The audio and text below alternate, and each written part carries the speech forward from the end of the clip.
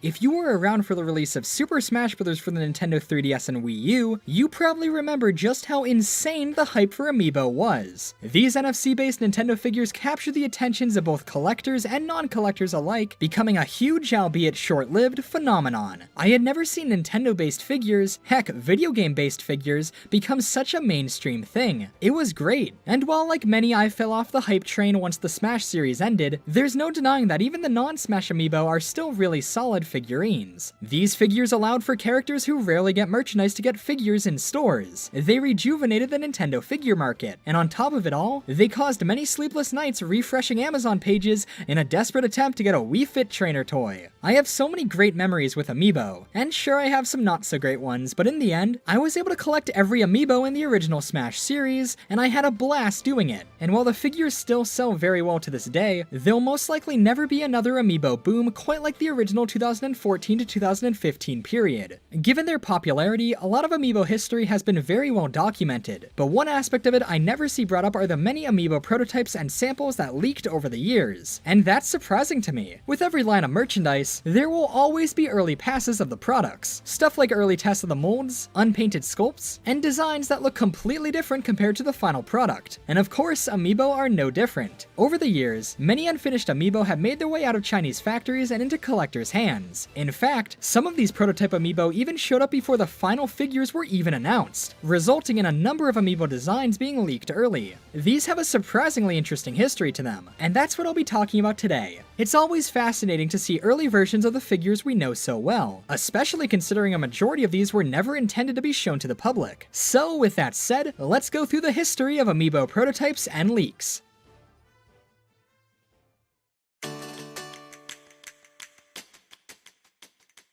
One thing I want to make clear in this video is the difference between what's a true prototype and what's a factory sample. One of the most common forms of amiibo prototypes you'll see floating around are barely prototypes at all. Prototype is mostly used here as a catch-all for a figure in development. A majority of the amiibo prototypes out there are more akin to factory samples or test shots. These are usually made to test things like figure molds, sculpts, and paint, to make sure everything is all set for full production. If you want a good example of the many stages of an amiibo's development, Nintendo themselves actually showed it off officially, in the form of this display of the Wolf Link amiibo at their E3 2016 booth. These seem to be shown in chronological order. So first off, we have the digital print prototype. It looks like these are direct prints of the amiibo 3D models, with basically no tooling or modifying beyond that. These are the rawest an amiibo can get, and we'd be lucky to see something like this for any other amiibo outside of Nintendo's official displays. Next up, we have the casted mold maquette. This is the mold of the figure after being tooled up. It's what the factories use to produce the actual amiibo figures. So this would be like Wolf Link Amiibo Prime, the first one ever sculpted. The rest are duplicates of this one. Again, none of these seem to have leaked out, at least not yet. These two, however, are what a majority of the amiibo prototypes and leaks consist of. We've got a test sample, and what's simply the final figure without paint. These are the same molds as the final figures, just with slight differences in paint jobs or plastic colors. Stuff like the test shots are often made in decent quantity to make sure the molds are all good and ready to go, and as such, quite a number of them have been smuggled out of the factories. These started showing up on eBay from sellers in China shortly after the first wave's 2014 release, and have continued to pop up every now and then for later releases. While these are still very cool, don't be mistaken. These are factory samples, and most of them are simply the final figure sculpts, just without any paint. With that said though, some of the samples that have shown up are done in colors completely different than the final figures, making them very unique. They don't look too crazy, since the sculpts are the same, but these are still incredible to see. We were never supposed to see these, as they were meant to be internal test runs of the figures. It's all thanks to the people who,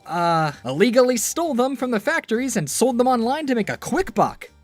Yeah, it's all thanks to them that we were able to see these. Some of them look pretty strange, like this Peach who's casted completely in black, or this Mennonite who looks totally different without his paint details. How about this Palutena who's fully gray, or this Marth with no paint, meaning he lacks his beautiful face. I'm a big fan of this faceless Jigglypuff with markings from the workers at the factory. Yeah, some of these are marked up like that, and it's really interesting because that means that not only were these made and then stolen, but they were truly worked on by the people who manufacture amiibo. There are so many of these that have shown up. How about this unpainted Cap'n? This Breath of the Wild Link looks way neon and very aesthetic without his paint job. A bunch of different Donkey Kong ones have shown up too. In fact, speaking of Donkey Kong, while these technically aren't fully amiibo, prototypes of the Skyland Skylanders Superchargers, Bowser, and DK figures were shown off at E3 2015. While a lot of these steps are similar to the likes of the Wolf Link amiibo, there's one Donkey Kong prototype which seems to have been made as a test for the model itself, because, and I'm not making this up, there's an official prototype Donkey Kong Skylanders figure where he is striking a T-pose. Probably one of the greatest figure prototypes of all time.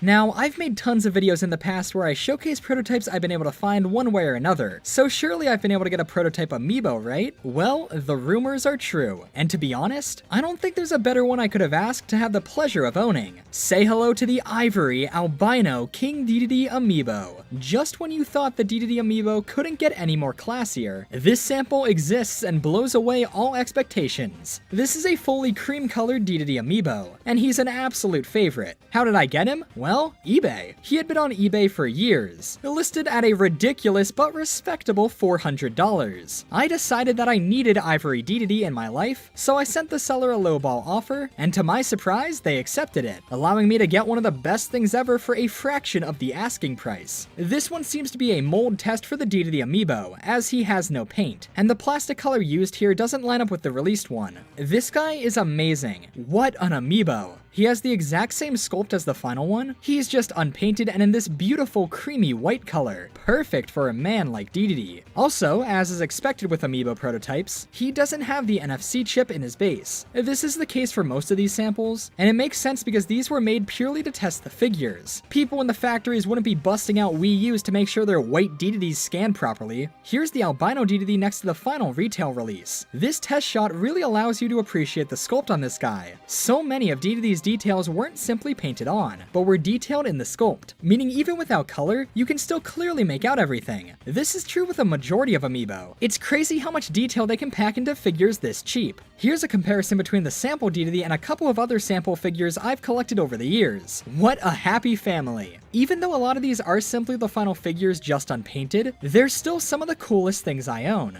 And I'm sure it goes without saying, but it's truly an honor to own something like this Dedede.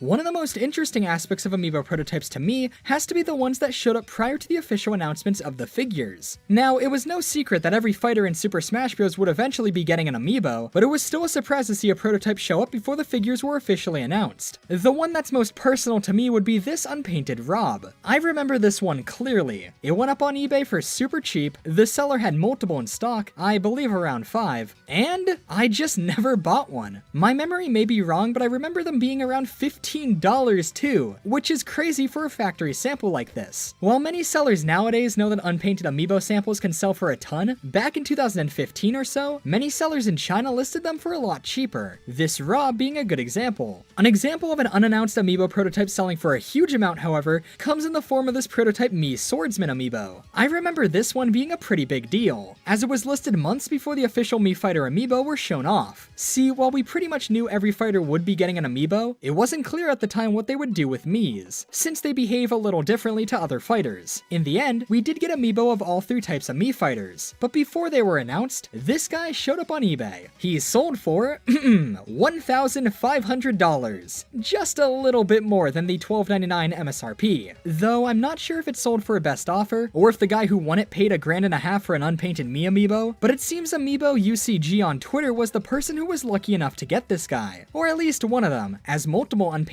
Mii swordsmen seem to have leaked out. Because of that, we have lots of pictures of it, and comparison shots between it and the final one. Now, of course, he's the exact same as the final one, just missing all the paint details. Still though, I remember when news about this one broke, people really started to pay attention to these amiibo leaks. I've seen other figures and plushes get leaked in the past through prototypes showing up on the gray market early, but none have been as impactful as these amiibo leaks, given how popular they are. It's actually pretty surprising to me that more amiibo have yet to be leaked this way. All of these come from sellers in China who take stock from the factories and flip them onto online marketplaces. We'll talk more about this in a bit, but a lot of instances like these are seen on sites like Taobao, which is a Chinese site full of listings of extremely cheap factory stock. Take this listing of World of Nintendo figures for example, where figures that are generally sold for $10 or more can be found for under $1. Of course, these listings are obviously unauthorized, and these don't benefit the companies that make this stuff or Nintendo, but they also tend to be a great source of prototypes. Anyway, this unpainted Palutena amiibo was was also sold by the same seller as the Mii Swordsman one, and showed up around the same time. And once again, this one was listed before she was officially revealed. I remember when all of these were showing up, a lot of people believed that they were fake mock-ups listed to make a quick buck. In fact, a lot of people still think that the unpainted factory molds are fake. However, everything we've seen so far lines up with how toy production goes. These are for sure genuine factory stock. And come on, do you think someone in China would really think to fake an unpainted Jigglypuff amiibo? A lot of the sellers of these sample amiibos have official final amiibo for sale too. Sure, a lot of these do lack the NFC chips, but these are definitely officially made. Bootleg amiibo aren't really a thing. The only ones that exist to my knowledge is this fake set of Mario, Link, Samus, and Pikachu, but it's very obvious they're unofficial, given their packaging and general lack of quality. I have yet to see an instance of a customized amiibo being passed off as a prototype, so if one's for sale, chances are it's legit. And if you have your doubts, you can always ask the seller where it came from, especially if it's being sold by someone outside of China. If it's coming from China though, you can assume it's straight from the factory. At the time of me making this video, a number of these are still for sale, though they are listed for insane prices. I got my D2D by sending an offer that was way less than the listing price, so if you're going for any of these, I'd recommend doing the same and maybe you'll be able to get a good deal. A majority of these are near one of a kind, so if you want something that'll really spruce up your amiibo collection, these are some of the most unique amiibo you can find. That's why I went for the albino D2D after all. Normally, I would never support people who steal stock from factories, and you should always support the official releases. But think about it this way, a majority of prototypes and samples are usually destroyed once production is over. So many prototypes we have pictures of from the past are just gone now. As legally gray as they are, if it weren't for these sellers, many of these would likely have suffered the same fate. This albino D2D would have been lost forever, and that's a fate this man certainly does not deserve. Now he gets to truly live like a king, with all of his other strange sample acquaintances. These amiibo samples are weird and not entirely authorized, but certainly make for a very unique collection piece.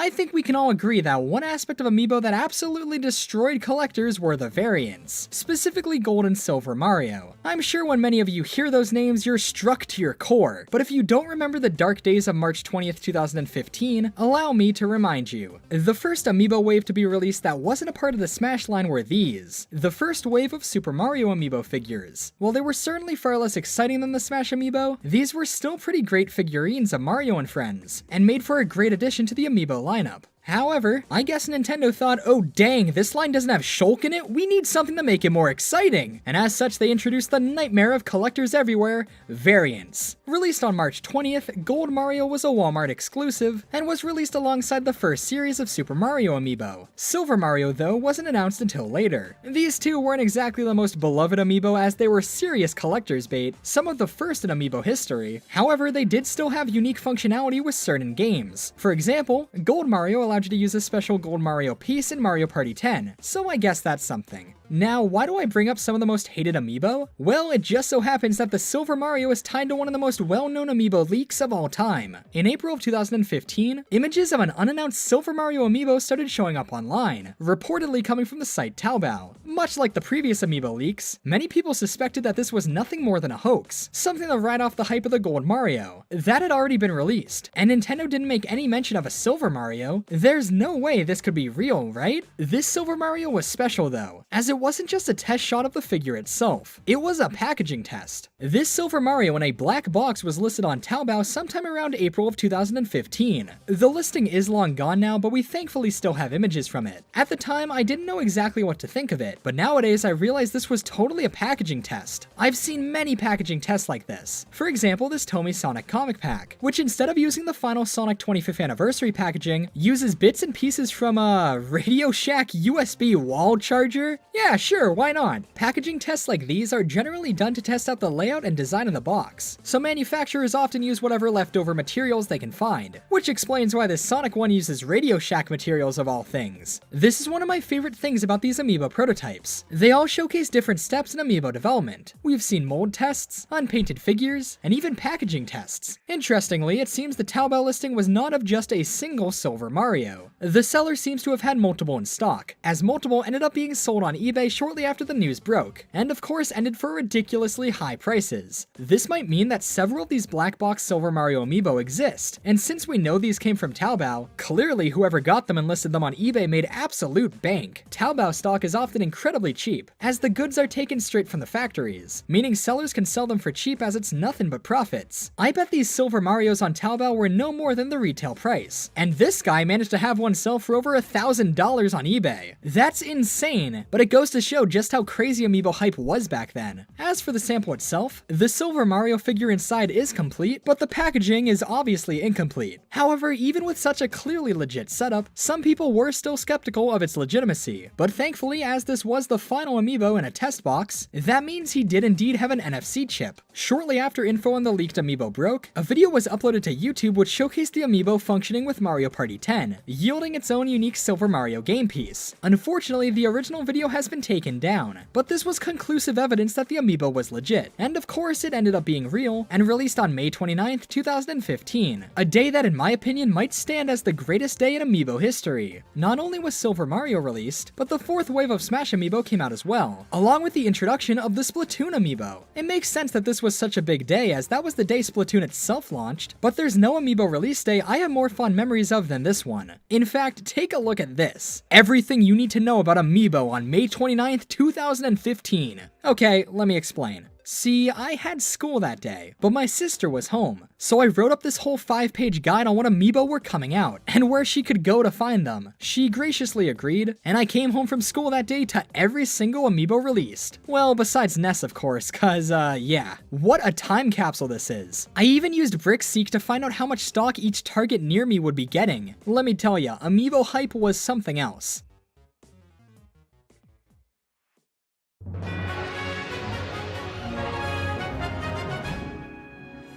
While the focus of this video is on amiibo leaks, making this was also a trip down memory lane. I've changed a lot since the amiibo days, though to be honest, I'm not sure if I would have gotten into collecting nearly as much as I did if not for amiibo. Sure, prior to amiibo I was already collecting select figures and plushes, but amiibo made Nintendo collecting much more popular, which validated what I was doing. In fact, my first successful video series here on YouTube was a showcase series that highlighted the many custom amiibo that artists started making. While I don't really think about them too much anymore, I'll always have a soft spot for amiibo. And maybe that's why I care so much about these prototypes, cause these have barely gotten any sort of preservation. Looking back at these now though, it definitely makes me regret not getting into sites like Taobao sooner. Nowadays, I tend to buy a majority of what I collect off of sites like Yahoo Japan Auctions or of course Taobao. While a majority of the listings are gone at this point, Taobao really was a haven for amiibo back in their prime. There were so many ridiculously cheap listings of these guys. If only I knew to check here back then. Heck, I'm sure Taobao is where a majority of these prototypes and samples came from in the first place. And if Silver Mario leaked early, as well as stuff like Ness who also showed up prior to his release, I wouldn't be surprised if every amiibo made was available in some form on Taobao prior to its official release. A majority of the figures on Taobao are nothing but straight factory stock, so I'm sure tons of amiibo have been leaked early, even more than what we saw in this video. I just hope people who ended up getting stuff like the Silver Mario or any of the samples I showed in this video are taking good care of them, as these are truly some of the rarest amiibo you can find. With that said, now that Smash Ultimate's out, bringing back not just Smash hype but amiibo hype as well, I'll be sure to keep an eye out now for any potential new amiibo leaks. While it's entirely possible that Nintendo took notice of things like the Silver Mario incident, and as such they may now be much more protective of what gets out of the factories, who's to say stuff like an unpainted King K. Rool amiibo won't show up someday? That would be awesome, here's hoping. Like I said, prototypes and samples are some of the most fascinating aspects of merchandise to me. It's stuff like this that inspired me to get as into this stuff as I am now, and hopefully we haven't seen the end of it. While yes, I regret not checking Taobao or being more on top of these prototypes when I had the chance, I hope I was able to inform you all about this obscure yet fascinating part of amiibo history.